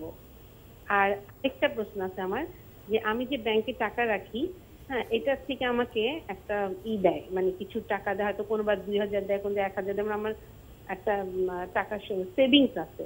তো এখানে আমি হচ্ছে টাকাটা যে নেই, হ্যাঁ, আমাকে কিছু দেয় 2,500 এরকম করে মাসে 3 মাস পর দেয়, এটা কি আমি নিতে পারবো? আপনি কি প্রচলিত ব্যাংকে টাকা রাখেন না ইসলামী ব্যাংকে টাকা রাখেন? আমার ইসলাম ব্যাংকেও আছে একটা, আরেকটা সাউথ ইস্টে আছে। জি, ধন্যবাদ আপনাকে। অনেকগুলো প্রশ্ন আপনি করেছেন। আপনি বলছেন যে সঞ্চয়পত্র আছে আপনার 5 বছর মেয়াদি, কিন্তু কিছু লাভও দেয়, এটা নিতে পারবেন কিনা? সঞ্চয়পত্রের লাভটা আপনি কিসের ভিত্তিতে নিচ্ছেন? সুদ নিচ্ছেন তো? প্রশ্নই আসে না। এই প্রশ্ন যদি আমরা করি তাহলে অমুসলিমরা কি প্রশ্ন করবে আমাদেরকে? সুদ তো ইসলামে হারাম, প্রকাশ্য হারাম। সুতরাং সঞ্চয়পত্রের সুদ গ্রহণ করা নিতে পারবো কিনা এই মাসআলা আমাদের জিজ্ঞাসা করার কোনো সুযোগ নেই। এটা হারাম এবং সুদি লেনদেন সম্পূর্ণ হারাম। আরেকটি প্রশ্ন করেছেন, অসুস্থ ছিলেন, রোজা রাখতে পারেননি, একজনকে 5,000 টাকা দিয়েছেন তার পক্ষে রোজা রাখার জন্য। কেউ কেউ বলছেন যে এটা ঠিক হয়নি, তুমি সুস্থ হয়েছো, তো এখন উনি কী করবেন? হ্যাঁ, আপনি সিয়ামগুলো পালন করে দিতে পারেন। আপনি ধীরে ধীরে, যেহেতু আপনার জানা আছে কতদিন সিয়াম রাখতে পারেন নাই, ধীরে ধীরে সেগুলো আপনি পালন করে দেন। 1 দিন 2 দিন করে, হয়তো মাসে 3 দিন বা 4 দিন করে এভাবে আদায় করে দেন। আপনার সুযোগ মতো আপনি সেগুলো আদায় করে দিয়ে আপনার জন্য উত্তম। একাধারে রাখতে হবে, কষ্ট করতে হবে এরকম নয়। যে আপনার পক্ষে সম্ভব হয় আপনি 2 দিন 3 দিন করে এভাবে রেখে দিতে পারেন। জি, রেখে দেওয়াটাই হচ্ছে আপনার জন্য বিধান। জি। আরেকটি প্রশ্ন করেছেন, ব্যাংকে ওনার সেভিংস আছে, ইসলামী ব্যাংকও আছে, প্রচলিত ব্যাংকও আছে, তো এটা কি ঠিক আছে কিনা? সেভিংস যে অ্যাকাউন্ট রয়েছে সেই অ্যাকাউন্টের মধ্যে যদি সুদি কারবার হয়ে থাকে তাহলে সুদ গ্রহণ করতে পারবেন না। সেক্ষেত্রে সুদটাকে আপনি আলাদা করে এগুলো জনকল্যাণমূলক কাজে, মানুষ মানে উপকৃত হয় এমন কোনো কাজে ব্যবহার করে দিতে হবে, যদি সেটা আপনার মানে সুদের কোনো ইনকাম আপনার মধ্যে এসে যায়। সুদ কোনোভাবেই ইমানদার ব্যক্তিগণ গ্রহণ করবে না। আমরা জানলাম বিষয়টি সম্পর্কে। প্রিয় দর্শক, প্রশ্ন নিচ্ছি। আসসালামু আলাইকুম, পরিচয় দিয়ে প্রশ্ন করুন। লাইনে আছেন? জি জি জি, আপনার পরিচয় দিয়ে প্রশ্ন করুন। আসসালামু আলাইকুম, আমি মাহমুদুর হাসান দক্ষিণ খান থেকে বলছি। জি বলুন। আমার প্রশ্ন হলো, আমার এক ভাই সে কোরআন শরীফের সত্যতা স্বীকার করে, কিন্তু হাদিসের ব্যাপারে সে সন্দেহ করে, এই জন্য যে হযরত মুহাম্মদ সাল্লাল্লাহু আলাইহি ওয়াসাল্লামের মৃত্যুর কয়েকশো বছর পরে ধরেন হাদিসগুলো সংকলন হয়েছে। ইমাম বুখারী ওনার জন্ম অনেক পরে। তো এই ব্যাপারে তার জবাব কি হবে? জি, আপনার আর কোনো প্রশ্ন আছে? জি, এটাই প্রশ্ন আমার সামনে। আর কোনো প্রশ্ন আছে? ধন্যবাদ আপনাকে। আপনি বলছেন যে আপনার এক ভাই কোরআন উনি বিশ্বাস করেন, হাদিস সম্পর্কে ওনার সন্দেহ। আপনি একটি কথাও বলেছেন, বিস্তৃত আলোচনার বিষয়, কি বলবেন? না, এই প্রশ্ন তো মানে এত বিশাল একটা প্রশ্ন করেছেন যে এটা মানে এই বিষয়ে মানে বহু সেমিনার হয়েছে, বহু বই লেখা হয়েছে। তিনি কোরআন অস্বীকার করেন। কোরআনের মধ্যে আল্লাহ তাআলা বলছে আতি উল্লাহ আতি রাসূল, আল্লাহর আনুগত্য করো, রাসূলের আনুগত্য করো। কীভাবে রাসূলের আনুগত্য করবে? হাদিসে তো মানে না, সন্দেহ। হ্যাঁ, রাসূল সাল্লাল্লাহু আলাইহি ওয়াসাল্লাম আনুগত্যটা কোত্থেকে করবেন? এর উত্তর কি দিবে? রাসূলুল্লাহ সাল্লাল্লাহু আলাইহি ওয়াসাল্লাম আনুগত্য করতে হলে তো রাসূল সাল্লাল্লাহু আলাইহি ওয়াসাল্লামের হাদিস মানতে হবে। তাহলে তিনি কোরআনকে অস্বীকার করেছেন। কারণ কোরআন কোন মাধ্যমে আমাদের কাছে এসেছে? কোরআন কি তার উপর অবতীর্ণ হয়েছে? যে লোক বলতেছে না কোরআনটা পেয়েছে কোরআন মাধ্যমে, রাসূলের মাধ্যমে পেয়েছে। তো রাসূলের মাধ্যমে মানে রাসূলের পরবর্তী যারা আছে তারাই তো এভাবেই তো এসেছে কোরআনে কারীম। সুতরাং তিনি কোরআনকে অস্বীকারী। আসলেই তিনি একটা মানে দুয়াশা সংশয়ের মধ্যে আছেন। সেই সংশয়টা হচ্ছে এই, তিনি সত্যিকার অর্থে সরাসরি অস্বীকার করতে পারেন না। অস্বীকার করলে মানুষের কাছে তার মুখ সম্মুচিত হয়ে যাবে। ফলে তিনি মানে ইমাম বুখারী সম্পর্কে কথা বলছেন যে ইমাম বুখারী মানে এত বছর পরে এসেছে। ইমাম বুখারী পরে আসলে কি হবে? ইমাম বুখারী যে বর্ণনাগুলো করেছেন সেগুলোর ধারাবাহিকতা ঠিক আছে কিনা, সনদ ঠিক আছে কিনা। ইমাম বুখারী তো রাসূল সাল্লাল্লাহু আলাইহি ওয়াসাল্লাম থেকে বর্ণনা করেছেন, এবং এই দিনটা হেফাজত করা হয়েছে মুখস্থের মাধ্যমে।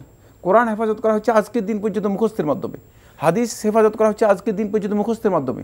হাদিস লিখিত, ইমাম বুখারীর কিতাবের উপর হাদিস লিখিত নয়, বুখারী তার একটা সংকলন তৈরি করেছেন, কিন্তু হাদিসগুলো রাসূলুল্লাহ সাল্লাল্লাহু আলাইহি ওয়াসাল্লামের মুখস্থ, এখনও এই যুগ পর্যন্ত আলেমদের কাছে মুখস্থ, এগুলো সনদ সহ মুখস্থ রয়েছে, এগুলো পরম্পরা সহ আজকের দিন পর্যন্ত রাসূল সাল্লাল্লাহু আলাইহি ওয়াসাল্লাম পর্যন্ত মুখস্থ রয়েছে।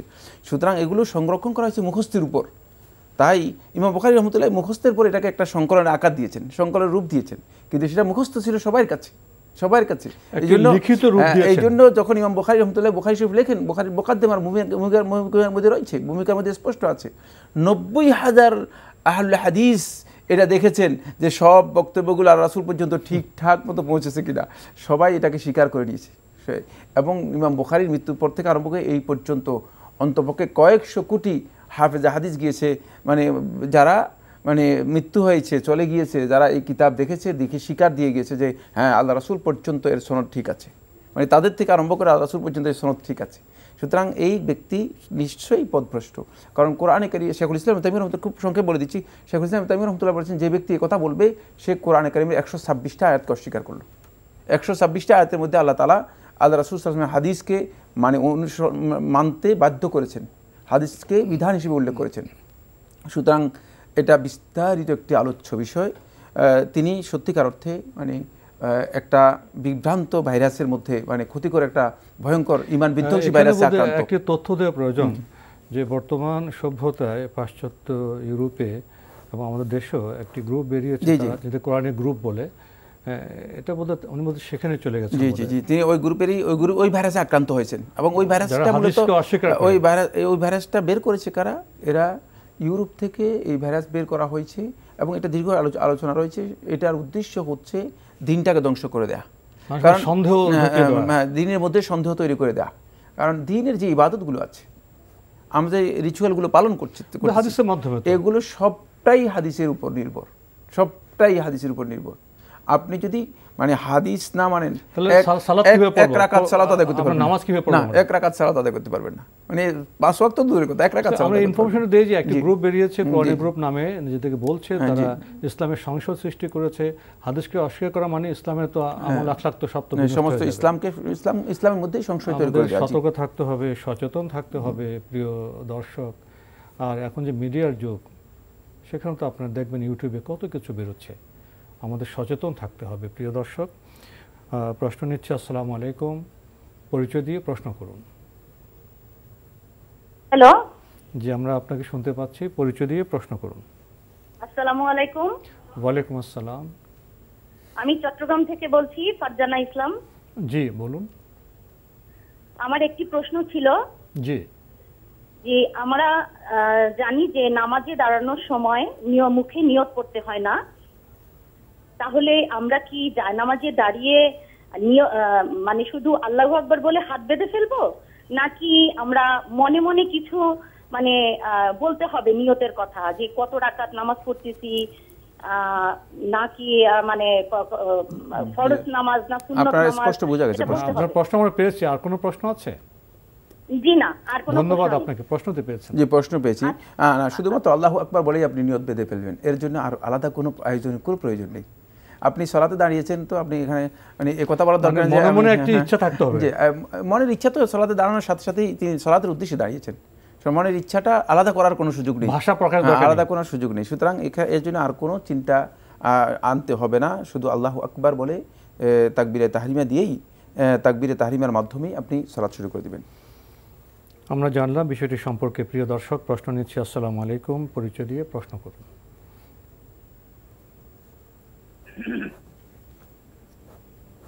লাইনে আছেন? জি। আপনার পরিচয় দিয়ে প্রশ্ন করুন। আসসালামু আলাইকুম ওয়া রাহমাতুল্লাহি ওয়া বারাকাতুহু। ওয়া আলাইকুম আসসালাম ওয়া রাহমাতুল্লাহ। প্রশ্ন করুন। আমি রংপুর কাউনিয়া থেকে বলছি, মোহাম্মদ দৌলতজামান। জি বলুন। আমার প্রশ্নটা হচ্ছে সালাতের প্রথমে প্রশ্নটা হচ্ছে রাসূলুল্লাহ সাল্লাল্লাহু আলাইহি ওয়াসাল্লাম সালাতের মধ্যে রাফল ইয়াদান করেছেন কি না? এই প্রশ্নের মধ্যে আরো কিছু প্রশ্ন ছোট ছোট আছে, যে আমরা যখন সালাতের মধ্যে জামাতের সালাতের মধ্যে দাঁড়িয়ে যাই, তো আমরা যারা রাফেল আদান করি এবং ইমাম সাহেব যিনি উনি যদি রাফেল আদান না করেন, তাহলে ইমাম সাহেবের অনুসরণে যেহেতু আমরা জামাতে সালাত আদায় করি, তাহলে আমাদের যারা রাফেল আদান করি আর ইমাম সাহেব যদি রাফেল আদান না করেন, তাহলে আমাদের এই অনুসরণ কি ভঙ্গ হয়ে যাবে কি না? আর কোনো প্রশ্ন আছে? আর একটি প্রশ্ন হলো যে আমাদের বাংলাদেশের মধ্যেই চাঁদপুর জেলায় এরা ঈদ করে সৌদি আরবের সঙ্গে মিলিয়ে। আমার কথা শুনতে পাচ্ছেন? জি জি শুনতে পাচ্ছি। চাঁদপুরে ঈদ করে এর একটা যুক্তি তুলে ধরে যে সৌদি আরবের সঙ্গে বাংলাদেশের সময়ের ডিস্টেন্স হলো 2 ঘন্টা 42 মিনিট 20 সেকেন্ড। এত এই জন্য এরা সৌদির সঙ্গে এই উদাহরণ দিয়ে ঈদ করেন এবং বাংলাদেশে পরে 24 ঘন্টা পর ঈদ করে। তাদের যুক্তি যে আপনার প্রশ্নটা আমি পেয়েছি, ধন্যবাদ আপনাকে। আপনি খুবই গুরুত্বপূর্ণ দুটি প্রশ্ন করেছেন, আমরা দুটি প্রশ্ন নিয়ে থাকি। উনি বলছেন যে সালাতে রাসূল সাল্লাল্লাহু কি রাফুল ইয়াদিন করতেন, আর ইমাম যদি রাফুল ইয়াদিন না করেন আর ওনারা করেন, এতে কি ইমামের যে অনুসরণ সেটা কি ভঙ্গ হচ্ছে? ধন্যবাদ, খুবই গুরুত্বপূর্ণ প্রশ্ন করেছেন। প্রথম হচ্ছে রাসূলুল্লাহ সাল্লাল্লাহু আলাইহি ওয়াসাল্লাম সালাতের মধ্যে রাফুল ইয়াদান করেছেন কিনা? হ্যাঁ, করেছেন। রাসূলুল্লাহ সাল্লাল্লাহু আলাইহি ওয়াসাল্লামের অসংখ্য সাহাবী রিওয়ায়াত দ্বারা সাব্যস্ত হয়েছে রাসূলুল্লাহ সাল্লাল্লাহু আলাইহি ওয়াসাল্লাম সালাতে রাফুল ইয়াদান করেছেন। শেখুল ইসলাম ইবনুল কাইয়্যিম রাহিমাহুল্লাহ তাআলা জাদুল মাআদের মধ্যে উল্লেখ করেছেন যে আল্লাহ রাসূল সাল্লাল্লাহু আলাইহি ওয়াসাল্লাম মৃত্যুর আগ পর্যন্ত রাফুল ইয়াদান করেছেন, সাহাবীদের বর্ণনার মাধ্যমে সাব্যস্ত হয়েছে। সুতরাং রাফুল ইয়াদান সহিহ সনদে সাব্যস্ত হয়েছে এবং সাহাবায়ে কেরামদের আমলও সাব্যস্ত হয়েছে, রাসূলুল্লাহ সাল্লাল্লাহু আলাইহি ওয়াসাল্লাম করেছেন, এটাও সাব্যস্ত হয়েছে। বাকি আপনি যেটা বলেছেন সেটা হচ্ছে এক্ষেত্রে আমাদেরকে তো ইমামকে অনুসরণ করতে হবে। ইমাম যদি রাফুল ইয়াদান না করেন, তাহলে আমরা যদি রাফুল ইয়াদান করি কি ইমামের অনুসরণ হবে না? না, এ কথা সঠিক নয়। ইমামকে অনুসরণ করতে হবে কোন কোন পয়েন্টে, সে পয়েন্টগুলো ওই হাদিসের মধ্যে রয়ে গেছে। আপনার খেয়াল রাখতে হবে যে ওই হাদিসের মধ্যে আল্লাহ রাসূল সাল্লাল্লাহু আলাইহি ওয়াসাল্লাম স্পষ্ট করে দিয়েছেন যে কোন কোন পয়েন্টে আপনি ইমামের অনুসরণ করবেন। ইমাম যখন তাকবীর দিবে তাকবীর দিবেন, মানে ইমাম যখন রুকুতে যাবে রুকু করবেন, ইমাম যখন সিজদায় যাবে সিজদায় যাবেন, মানে ইমাম যখন উঠবে তখন আপনি উঠবেন। তারপরে ইমাম এর আপনি এই জায়গাগুলোতে অনুসরণ করবেন। কিন্তু যেই সমস্ত ক্ষেত্রে ইমামের পরিপূর্ণ অনুসরণের প্রয়োজন নেই, সেগুলোর মধ্যে এটা একটা, সেটা হলো রাফুল ইয়াদাইনের ক্ষেত্রে। যদি কেউ রাফুল ইয়াদান কোনো কারণে ইমামের হাত নেই, তিনি যদি রাফুল ইয়াদান না করেন, তাহলে তার আপনি অনুসরণ করবেন কোত্থেকে? তার হাতেই নেই, হাত উঠাবেন কোত্থেকে? সুতরাং এই জন্য এই সমস্ত ক্ষেত্রে ইমামের অনুসরণ করা বাধ্যতামূলক নয়। ওই হাদিসের মধ্যে এই ক্ষেত্রগুলো উল্লেখ করা হয়নি। তোর মধ্যে এই বিষয়টি আলেমদের মধ্যে ইখতিলাফি মাসআলা, আলেমদের মধ্যে ইজতিহাদ এবং ইখতিলাফ রয়েছে, গবেষণা রয়েছে। সেক্ষেত্রে এই ক্ষেত্রে যদি আপনি ইমাম যদি আপনার রাফুল ইয়াদান নাও করে, আপনি রাফুল ইয়াদান করলে অনুসরণ হবে না, এই কথাও সঠিক নয়, বরং আপনার অনুসরণ হয়ে যাবে যেহেতু সুন্নাহ অনুযায়ী আপনি আমল করেছেন। জি, আরেকটি প্রশ্ন করেছেন যে বাংলাদেশের চাঁদপুর এলাকার কোনো জায়গায় সৌদি আরবের সাথে মিল রেখে তারা রোজা রাখেন, ঈদ করেন, এই বিষয়টি কেমন? এটি তাদের একটা ইজতিহাদ। প্রথম কথা হচ্ছে তারা নিজেরাই গবেষণা করেছেন, এই গবেষণার মধ্যে তাদের ভুল আছে। ভয়ঙ্কর ভুল যেটা সেটা হলো যে ঈদ করা এবং সিয়াম পালন করা এগুলো একটা সামগ্রিক বিধান। এটা নিজেদের অথরিটি ছাড়া নিজেদের ইচ্ছায় স্বাধীনভাবে করা যায় না, ব্যক্তিগত বিষয় নয়। এই বিষয়টি তাদের হয়তো মানে জ্ঞানের মধ্যে আল্লাহ তারা দেননি, এই জন্য তারা একটা বিভ্রান্তির মধ্যে রয়েছেন। বাকি আপনি এর পক্ষে তাদের পক্ষ থেকে একটা দলিল উল্লেখ করেছেন। সে দলিলটা হচ্ছে এই যে আপনি উল্লেখ করেছেন যে সৌদি আরবের সাথে বাংলাদেশের টাইমে পার্থক্য হচ্ছে 3 ঘন্টা 43 সেকেন্ড না কতটুকু, মানে আপনি এটা উল্লেখ করেছেন। আপনার বক্তব্য থেকে আমি বুঝতে পেরেছি। বাকি মানে আপনি এই যুক্তিটা খুব মানে সহজ বিষয়, সেটা হলো এই যে পার্থক্য, এই পার্থক্য যে সূর্যের পার্থক্য, চাঁদের পার্থক্য নয়। কারণ সূর্য উঠে পূর্ব দিক থেকে আর চাঁদ উঠে পশ্চিম দিক থেকে, সুতরাং পুরাই আলাদা বিষয়, পুরাই উল্টা। তাই সূর্যের পার্থক্য আর চাঁদের পার্থক্য বুঝতে হবে। যারা সৌরজগতের জ্ঞান রাখে না তারাই এই বক্তব্য দিবে। সূর্যের এই টাইমিংয়ের সাথে মানে আপনার মিলবে না, সূর্যের টাইমিংয়ের সাথে মিলবে না, আপনার চাঁদের টাইমিংয়ের সাথে আসতে হবে।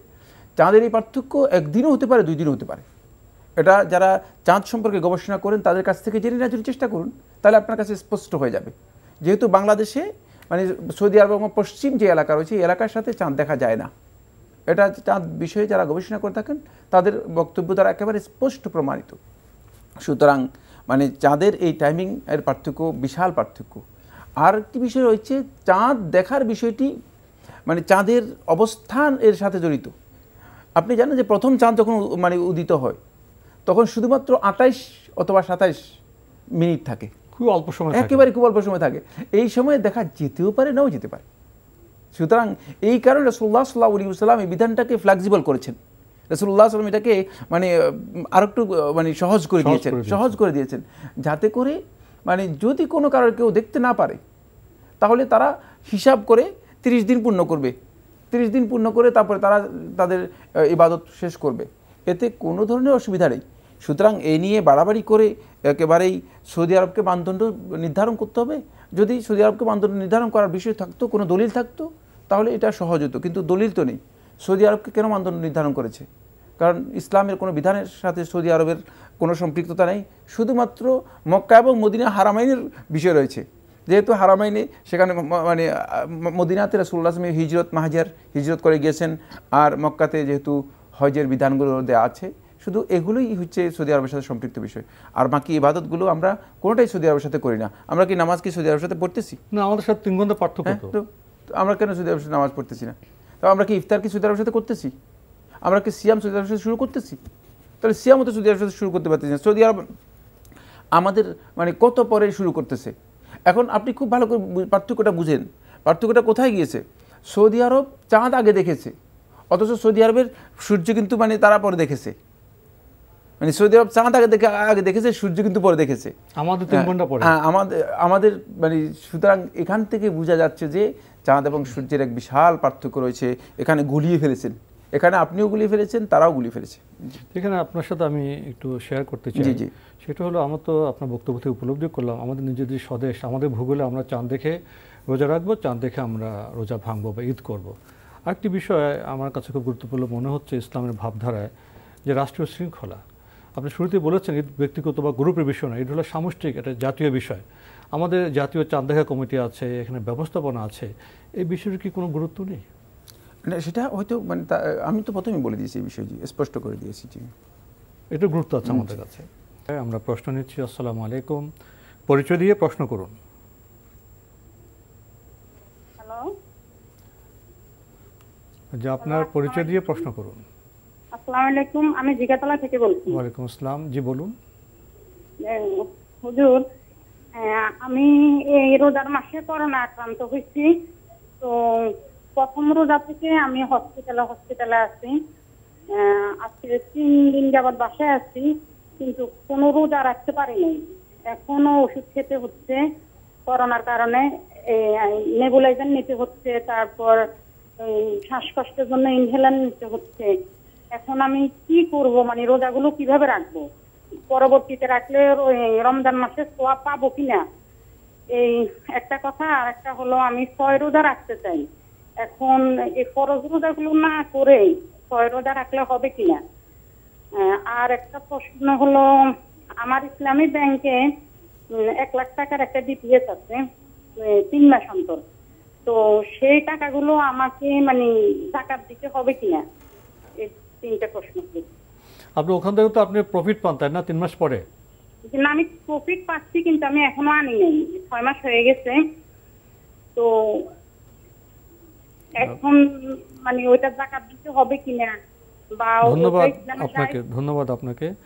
আপনি করোনা আক্রান্ত হয়েছেন, হাসপাতালে গিয়েছেন, রোজা রাখতে পারেননি, এখন কি করবেন? পরবর্তী পর্যায়ে রোজাগুলো রাখলে কি রমজানের যে সব রোজার সেটা পাবেন? ধন্যবাদ। আপনি যদি রমাদান মাস পুরাটার একটা সিয়াম পালন করতে না পারেন অসুস্থতার কারণে, মানে আপনার শারীরিক অসুস্থতার কারণে, তাহলে সেক্ষেত্রে আপনি শাওয়াল মাসে রমাদান মাসের কিছু সিয়াম কাদা করবেন। তারপরে আপনি শাওয়ালের 6 রোজা পালন করবেন। শাওয়াল মাসের প্রথমেই আপনি রমাদান মাসের কিছু সিয়াম কাদা করে নেবেন যথাসম্ভব। মানে শাওয়াল মাসে রমাদান মাসের মানে কিছু সিয়াম প্রথমে কাজা করবেন। এই কাজাগুলো আদায় করার পরে আপনি 6 রোজা পালন করবেন। যদি বাকি যেগুলো থেকে গেল বাকি তো অবশ্যই থাকবে, কারণ 1 মাসে তো আর 2 মাসের কাজা করা যাবে না। সুতরাং বাকি যেগুলো রয়ে গেছে সেগুলো পরবর্তীতে আপনি কাজা করে দেবেন। তাহলে আপনি ইনশাআল্লাহ তাআলা শাওয়ালের 6 রোজার যে ফজিলত রয়েছে সেই ফজিলতটুকু পেয়ে যাবেন। এই প্রশ্নটি খুবই গুরুত্বপূর্ণ সবার জন্য, মানে এটা খুবই ইম্পর্টেন্ট একটি বিষয়, ইম্পর্টেন্ট একটি ইজতিহাদ। সেই জন্য এটা আমি মনে করি যে সবাই এই বিষয়টি জানা দরকার একটু গুরুত্ব দিয়ে। সেটা হচ্ছে যদি কোনো কারণে সে ব্যক্তি পুরো মাসেই সিয়াম পালন করতে পারে না, ওজর শরঈ মানে অসুস্থতার কারণে, তাহলে সে ব্যক্তি প্রথমেই যথাসম্ভব রমাদান মাসে কিছু সিয়াম কাজা করে নেবেন। কাজা করে নিয়ে এরপরে তিনি শাওয়ালের 6টি সিয়াম পালন করবেন। তাহলে ইনশাআল্লাহ তাআলা তিনি এই ফজিলত পেয়ে যাবেন। আমরা জানলাম বিষয়টি সম্পর্কে। উনি আরেকটি প্রশ্ন করেছেন, ইসলামী ব্যাংকে ওনার আছে, আপনার অ্যাকাউন্ট আছে, তো এর জাকাত দিতে হবে কিনা? হ্যাঁ, জাকাত দিতে হবে, জাকাত দিতে হবে। বছর যদি 1 বছর হয়ে যায় তাহলে নিসাব পরিমাণ থাকলে জাকাত দিতে হবে। আমরা জানলাম বিষয়টি সম্পর্কে। প্রিয় দর্শক, প্রশ্ন নিচ্ছি। আসসালামু আলাইকুম, পরিচয় দিয়ে প্রশ্ন করুন।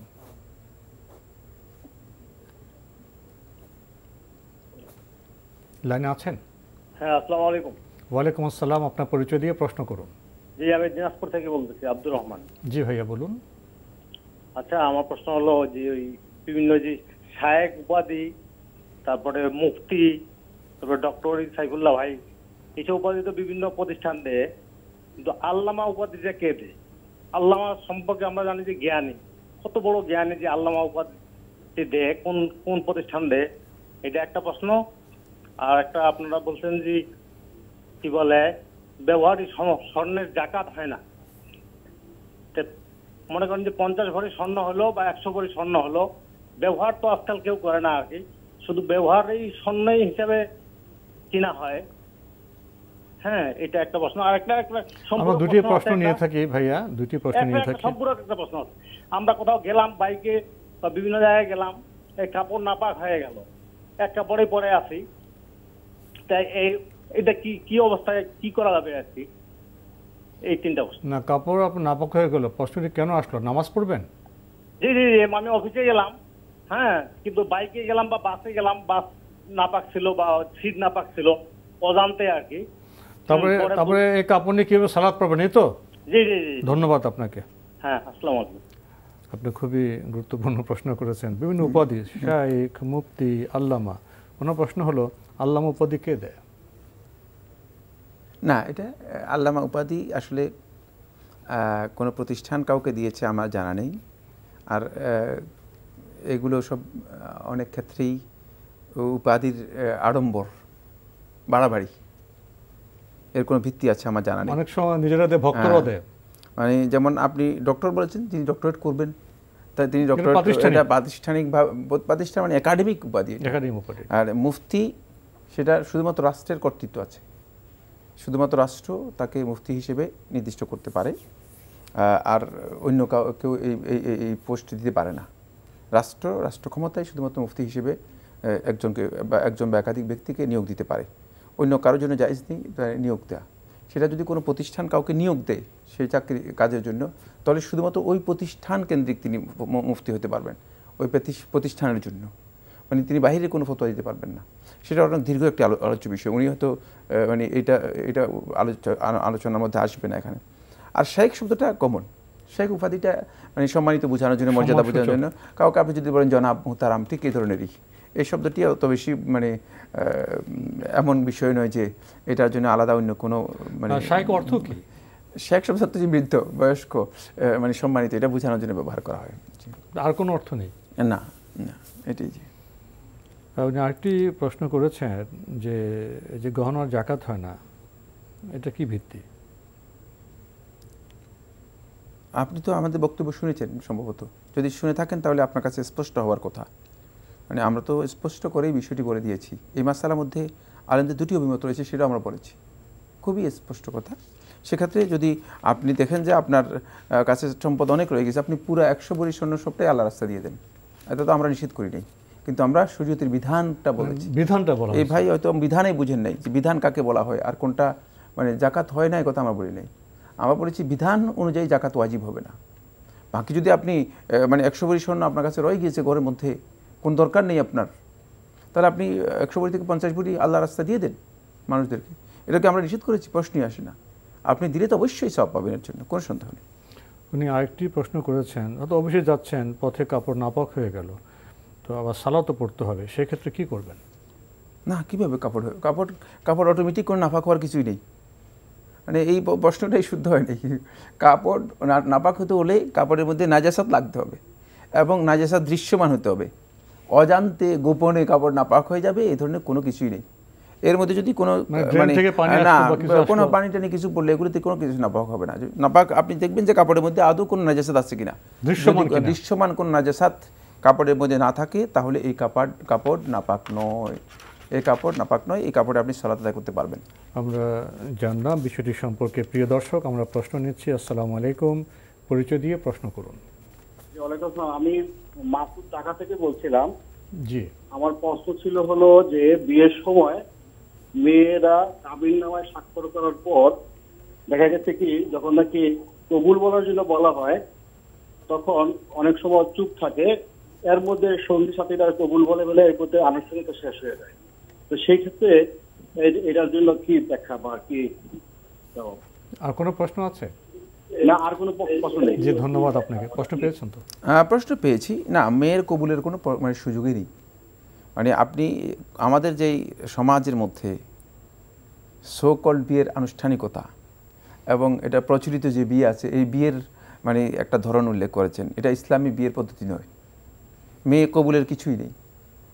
মেয়ের কাছ থেকে শুধুমাত্র মেয়ের অভিভাবক পিতা তার মানে অপিনিয়নটা নেবে, অভিমত নেবে যে অমুকের কাছে আমি বিয়ে দিতে চাই। সেক্ষেত্রে মেয়ে যদি চুপ থাকে তাহলে এটা তার অনুমতি বোঝা যাবে, কারণ এখানে তার রাইট আছে এগেনস্টে যাওয়ার। সেকেন্ড হচ্ছে সে যদি মানে কোনো ধরনের এমন অভিব্যক্তি করে যার মাধ্যমে সে নেগেটিভ বোঝাচ্ছে, সে মনে করতেছে নেগেটিভ, মানে সে রাজি নয়, তাহলে সেটা ধর্তব্য হবে। আর যদি সে স্পষ্ট করে মুখে বলে যে না আমি এখানে এই বিয়েতে রাজি নয়, তাহলে তার এটা নেগেটিভ ধরা হবে। কিন্তু সে চুপ থাকলে অভিভাবক মানে যে এটাকে ধরে নেবে যে তার এতে সম্মতি আছে, এটাকে সম্মতি হিসেবে ধরে নেবে। এটা শুধুমাত্র ওলি যিনি তিনি মানে জিজ্ঞেস করবেন। এখানে তার কাছে কবুলের কিছুই নেই। তার কাছে গিয়ে কবুল এগুলো হচ্ছে মূর্খতা এবং প্রচলিত বিয়ের যে ধরন, এগুলো থেকে বেরিয়ে আসতে হবে, ইসলামী পদ্ধতি নয়। যিনি অভিভাবক তিনি তো আপনার কন্যার সম্মতি নেবেন, এটা কি বিয়ের অনুষ্ঠানে সে স্টেজে নিতে হবে? না না না না, এটা আগে আগেই, এটা আগে অনেক আগে নেবেন, আগে নেবেন। এটা কথাবার্তা যখন হবে তখন কোনো আনুষ্ঠানিকতা বিষয় না, না প্রশ্নই আসে না, বিয়ের সাথে কোনো সম্পর্ক নেই। জি, আমরা সব অনুষ্ঠানে নিয়ে যাচ্ছি। জি জি। প্রিয় দর্শক, আমরা এই গুরুত্বপূর্ণ বিষয়ে বোধহয় সঠিক যে বার্তা সেটি পেয়েছি। আমরা অন্য প্রশ্ন নিচ্ছি। আসসালামু আলাইকুম, পরিচয় দিয়ে প্রশ্ন করুন। আমি আরেকটি যখন থেকে মতো জাযাকাল্লাহু খায়রান আহসান জাযা, অনেকদিন পর নাইনটা পেয়েছি আলহামদুলিল্লাহ। আমার প্রশ্ন দুইটি। যে একটু ধীরে বলবেন, ধীরে স্পষ্ট করে বলুন প্রিয় দর্শক। আপনারা বলছেন যে ডিপিএস মানে যখন লাগবে তখন দিতে, মানে টাকাটা দিতে, মানে জাকাতের টাকা। এখন আমার প্রশ্ন যে অনেকে আমরা ভাইয়া একটু থামবেন, আপনি খুব দ্রুত বলাতে আমরা আপনার প্রশ্নটা আহরণ করতে পারিনি। আপনি কি ধীরে আবার বলবেন, ধীরে একটু স্পষ্ট করে? মানে ডিপিএস এর টাকা মনে করেন আমি 1 বছর পরে পাবো, মনে করেন 5 বছর পরে পাবো। তো আমি যদি এখন যদি সুদি ব্যাংকে যদি রাখি, এই লাভগুলো যে আসবে এখন আমি কি এই লাভগুলো সহ কি মানে টাকা দেবো? আচ্ছা, আপনার কথা বলি, আপনি কি ব্যাংকে টাকা রেখেছেন না? হ্যাঁ, ডিপিএস মানে আপনার ডিপিএস সুদি ব্যাংকে না? জি জি জি। তো আপনি যখন ওটা পাবেন আপনি বলছেন যে সব টাকা জায়গা দিবেন কিনা, এই তো? হ্যাঁ, তখন ওই যে লাভগুলো আসবে, সুদির যে লাভগুলো। প্রশ্ন স্পষ্ট হয়েছে? জি, প্রশ্ন স্পষ্ট হয়েছে। আপনার আর কোনো প্রশ্ন আছে? জি, আরেকটি প্রশ্ন আছে। জি, আমরা যে ঈদের ফিতরে যে তাকবীরটা পড়বো, এটা কখন থেকে পড়বো? আমি শুনছি ঈদের ফিতরে নাকি তাকবীর পড়তে লাগে। আপনি কি পড়বেন? তাকবীর। ও, তাকবীর কোথায়? মানে চাঁদের থেকে শুরু করে মানে ঈদের নামাজের আগ পর্যন্ত, মানে সালাতের তাকবীর তো? ঈদের তাকবীর, ঠিক আছে। ঈদের। হ্যাঁ, ধন্যবাদ আপনাকে। আপনি প্রথমে যাকাত প্রসঙ্গে উনি প্রথমে যে প্রশ্নটি করেছেন সেটা স্পষ্ট করতে পেরেছেন। সেটা হলো সুদি ব্যাংকে ডিপিএস করা আছে মেয়াদি। এখন মেয়াদ উত্তীর্ণ হওয়ার পর তিনি কি সুদ এবং মূলধন এই দুটা মিলে যাকাত দেবেন না? খুব ভালো প্রশ্ন করেছেন, সবার জন্য প্রয়োজন। আপনাকে ধন্যবাদ। যদিও প্রশ্নের প্রথমে আমরা উদ্ধার করতে কষ্ট হচ্ছিল। তো প্রথম কথা হচ্ছে শুধু মূলধন যেটা আছে এর যাকাত বের করবেন, আর পুরো সুদটাই জনকল্যাণমূলক কাজে ব্যয় করে দিবেন। সুদের সামান্যতম মালিকানা আপনার নেই, সুদটা পুরোটাই আলাদা করে দিবেন। মালিকানা নেই, জাকাতও নেই। হ্যাঁ, জাকাতও নেই, সুদের মালিকানাও সাব্যস্ত হয় না, জাকাতও আসবে না, সুদটা পুরোটাই বের করে দিতে হবে। সুদের মানে ঘরে পর্যন্ত আনতে পারবেন না। ওই সেখান থেকেই আপনি সুদটাকে আলাদা করে জনকল্যাণমূলক কাজে, ভালো কাজে, যদি যেগুলোতে মানুষের কল্যাণ আছে সেগুলোতে ব্যয় করে দিতে হবে। বাকি মূলধন পুরোটা আপনাকে জাকাত দিতে হবে, পুরো মূলধনে আপনাকে জাকাত দিতে হবে। আরেকটি প্রশ্ন করেছেন ঈদের তাকবীর প্রসঙ্গে। হ্যাঁ, ঈদের তাকবীর শুরু হবে চাঁদ উদিত হওয়ার পর, একেবারেই সলাত এর আগ পর্যন্ত, সলাতের আগ পর্যন্ত। ইমাম সাহেব ঈদের সলাতে যখন সলাতের জন্য আসবেন এর আগ পর্যন্ত তাকবীর হবে, ইমাম সাহেব আসার পরে আর তাকবীর চলবে না। এইটা হলো ঈদের, এটা ঈদুল ফিতরের তাকবীর, ঈদের ফিতরের তাকবীর ইমাম সাহেব আসা পর্যন্ত, যখন সালাত হয়ে যাবে তখন আর তাকবীর নেই। আমরা জানলাম এই গুরুত্বপূর্ণ বিষয়টি সম্পর্কে। প্রিয় দর্শক, প্রশ্ন নিচ্ছি। আসসালামু আলাইকুম, পরিচয় দিয়ে প্রশ্ন করুন। লাইনে আছেন? জি, আসসালামু আলাইকুম। ওয়ালাইকুম আসসালাম। জি, আমি ঢাকা থেকে মুনা বলছিলাম। জি, বলুন। জি, আমার প্রশ্ন হচ্ছে, আমার হচ্ছে হায়েজ মানে হচ্ছে পিরিয়ডের ডেটের 15 দিন পর থেকে মানে অল্প অল্প হচ্ছে ব্লিডিং হচ্ছিল। এভাবে আমি হচ্ছে 10 দিন পার করেছি। পার করার পরে হচ্ছে যে 10 দিন 10 দিন 10 দিন, হ্যাঁ 10 দিন পার করেছি। অল্প অল্প 10 দিন, তারপরে হ্যাঁ অল্প অল্প 10 দিন আমি রোজাও রাখিনি। 10 দিন পার করার পরে এখন আমার হচ্ছে হাই ফ্লো ব্লিডিং হচ্ছে। যে এক্ষেত্রে আমি তো রোজা রাখছি, এখন আমার রোজা বা নামাজ হবে কি না, মানে এক্ষেত্রে আমি কি করব? আর যদি আর দ্বিতীয় কোশ্চেন হচ্ছে যে আমরা যদি স্বামী স্ত্রী দুইজনে একসাথে জামাতে নামাজ যদি পড়া যায় তাহলে সেক্ষেত্রে ইকামত কে দিবে? মানে ইমামত? জি, স্বামী স্ত্রী দুজন একসাথে নামাজ পড়লে প্রশ্নটা কি? মানে যদি আমি আমার হাজবেন্ড দুজনে যদি একসাথে জামাতে নামাজ পড়ি তো সেক্ষেত্রে হচ্ছে ইকামত কে দিবে? ও, ইকামত। হ্যাঁ, ধন্যবাদ আপনাকে, সুন্দর প্রশ্ন করেছেন। প্রথম প্রশ্ন তো হায়েজ সম্পর্কে পেয়েছেন তো প্রশ্নটি? প্রশ্ন পেয়েছি। তিনি যেই আমার মনে হচ্ছে যেন একজন আলেমের সাথে পরামর্শ করাটা তার জন্য আগে ওয়াজিব ছিল। ফলে আপনি যেই সিয়াম এবং সালাত যেগুলো আদায় করতেছেন, এখন হাইজের ব্লিডিং হচ্ছে, এটা হারাম কাজ হচ্ছে, হারাম কাজ হচ্ছে। আপনি বোঝা দরকার ছিল যে আসলে মানে শরীয়তের বিধান তো নিজে মন ঘোরা করে তৈরি করলে চলবে না, নিজের মন মতো হচ্ছে হয় না। এ বিষয়ে কোনো আলেমের পরামর্শ নিলে আপনার জন্য ভালো ছিল। আপনি অবশ্যই এই সিয়াম আবার পরবর্তীতে কাজা করতে হবে। যেহেতু আপনি বলতেছেন যে হাইজের ব্লিডিং হচ্ছে, সেক্ষেত্রে আপনি এই অবস্থায় কীভাবে সালাত আদায় করেন, কীভাবে সিয়াম পালন করে থাকেন, এটা আপনার জন্য জায়েজ নেই। সেক্ষেত্রে আপনাকে অবশ্যই এই সিয়ামগুলো পরবর্তীতে কাজা করতে হবে। আপনি যতক্ষণ পর্যন্ত ব্লিডিং বন্ধ না হবে তখন পর্যন্ত আপনি হাইজের ব্লিডিং বন্ধ না হবে তখন পর্যন্ত আপনি অপেক্ষা করবেন। যদি আপনি হাইজের মধ্যে আর যদি অতিরিক্ত রক্তের মধ্যে পার্থক্য করতে পারেন, তাহলে আপনার কাছে যদি মানে বোধ হয়, যেহেতু আপনি বলতেছেন হাইজিন ব্লিডিং হচ্ছে, সেক্ষেত্রে আপনি যে পার্থক্য করতে পারছেন, যখন আপনি পার্থক্য করতে পারবেন তখন আপনি সিয়াম পালন করতে পারবেন, তখন আপনি সালাত আদায় করতে পারবেন। তখন ব্লিডিং থাকলেও সিয়াম এবং সালাত আদায় করতে পারবেন। আমার কথাটা স্পষ্ট হয়েছে কিনা? জি। আরেকটি বিষয়ে প্রশ্ন করেছেন, স্বামী স্ত্রী যদি ঘরে জামাত করেন ইকামত কে দিবেন? ইকামত তো ইমাম দিবে, স্বামী ইকামত দিবেন। ইকামতের জন্য আলাদা বাহির থেকে লোক আনতে হবে না। ইকামত যিনি ইমামতি করেন তিনি ইকামত দিবেন। জি জি, আমরা জানলাম বিষয়গুলি সম্পর্কে। প্রিয় দর্শক, সময়ের কারণে আমরা আজকে আর প্রশ্ন নিতে পারছি না, তবে আপনাদের অবগতির জন্য জানাতে পারি আপনার জিজ্ঞাসা অনুষ্ঠানটি আপনারা আমাদের অনলাইনেও দেখতে পারবেন। ভিজিট করুন www.ntbbt.com। এছাড়া ইউটিউবে এবং আমাদের ভেরিফাইড ফেসবুক পেজে অনুষ্ঠান দেখতে পারবেন। তো আপনাকে অনেক ধন্যবাদ। আজকে এখানে শেষ করতে হচ্ছে। আপনাকে অবশ্যই ধন্যবাদ। প্রিয় দর্শক, আমরা অনেক বিচিত্র প্রশ্ন পাই। এখন সালাত প্রসঙ্গে বেশি প্রশ্ন পাচ্ছি। করোনার পরিস্থিতিতে জামাত জামাত জামাত জামাত খুবই গুরুত্বপূর্ণ। মসজিদে যেতে না পারলে গৃহে আমাদের জামাত পড়তে হবে এবং জামাতের যে বিধিবিধান সেগুলো আমাদের জানতে হবে। আসুন আমরা জানি, মানি এবং জীবনকে সফল করে তুলি। দেখা হবে ইনশাআল্লাহ আগামীকাল একই সময়ে। প্রিয় দর্শক, মহান আল্লাহ আমাদের সবাইকে নিরাপদে রাখুন, রাখুন শান্তিতে। আসসালামু আলাইকুম। আল্লাহ আমার রব, এই রবি আমার সব, দামে দামে তন মনে তারি অনুভব। আল্লাহ আমার রব, এই রবি আমার সব।